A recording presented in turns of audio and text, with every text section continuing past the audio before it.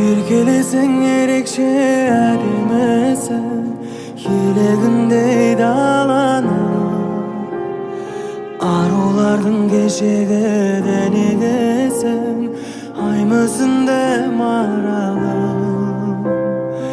Адамзаттың ажарлы көркемісің, күндей ашық қабағың, көңілдегі сезімбей еркек olsun, сағыныштың самалы. Мөлдіреген